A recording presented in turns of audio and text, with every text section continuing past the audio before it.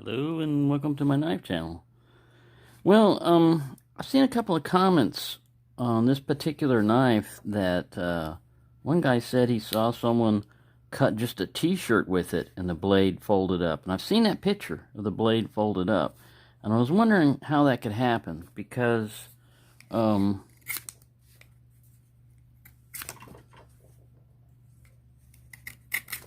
doesn't have any problem.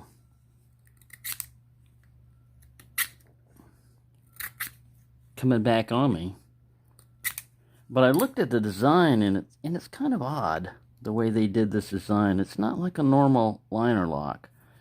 Let me see if I can zoom in on this guy and stop bouncing.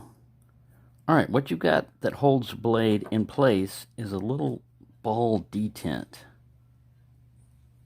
Where is it?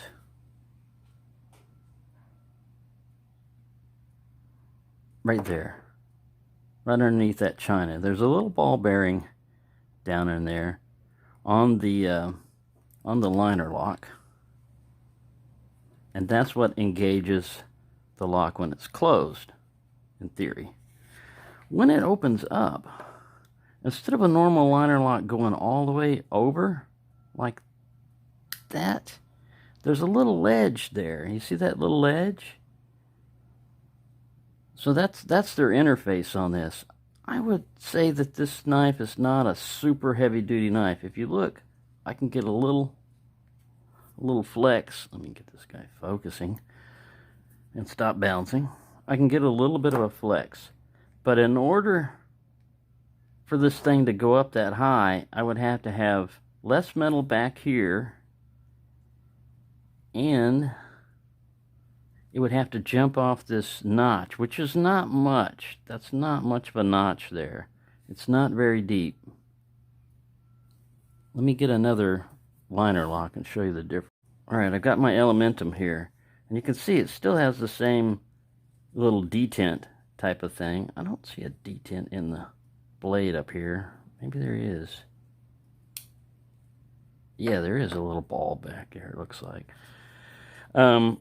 But when this goes over, it goes over and it locks against the full face of the knife. Let me deploy it again. I thought I could see it from over here. Yeah. Anyway, this is more secure, and you've got more metal.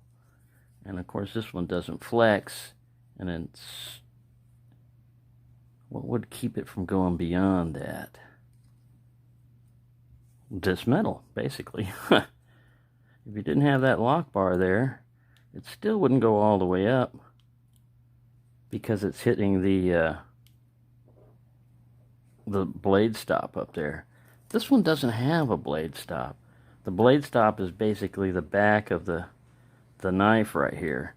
If this would have been recessed and had a little bar in there for a blade stop, it would do two things. Besides keeping it like this, it would have a cut in it, allowing it to keep it from jumping past that. So they're not hard use knives. Like you see, I got a little bit of flex, but if you get one that is halfway decent, you know, I mean halfway decently put together, looks like there's a lot of possibilities of things going wrong with it, but it's not a bad knife. I would trust a lockback more, but you can see this is a lot thicker, a lot harder than a t-shirt, and it's just making a big mess. Carve it away, and it's not coming back on me. But like I said, if this area right here was, if the edge of that was moved too far forward, you would probably have enough room for this thing to come up. I'd just like to see where that knife messed up at, the one that did that. But anyway, it's not much of a lockup, but it does lock up. It locks up fairly securely enough for me to whittle on wood. So I guess you're taking your chances on this particular model. You might get a good one, you might get a bad one. If you get it from Smoky Mountain Knife Works, you could just send it back and get a refund if it's messed up.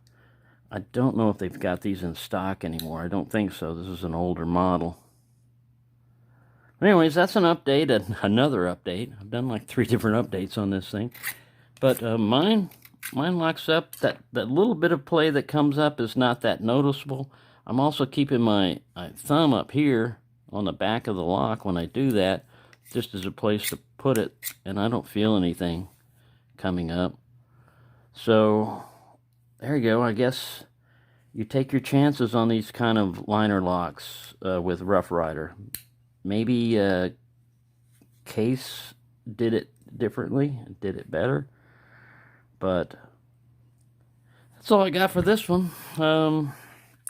Mine doesn't fold back up on me, and I thought I'd put that on there. I'd show you this video because, like I said, I had a couple people comment, and YouTube hid those comments from me. I don't know what the hell happens, but it'll sit there and it'll say you've got so many comments, and you reply to them, and then you go and look, and 3 months ago, people were commenting on this video, and I didn't reply to it because I didn't know they were there. So, anyways, I try to reply to all comments on my videos if I can. If I don't have a time, I usually put a heart and a like by it to let you know I've seen your comment. But thank you for watching, and good luck with these. They're not a bad knife. They're pretty cool. But you kind of like take your chances with it. So, thank you for watching, and have a nice day.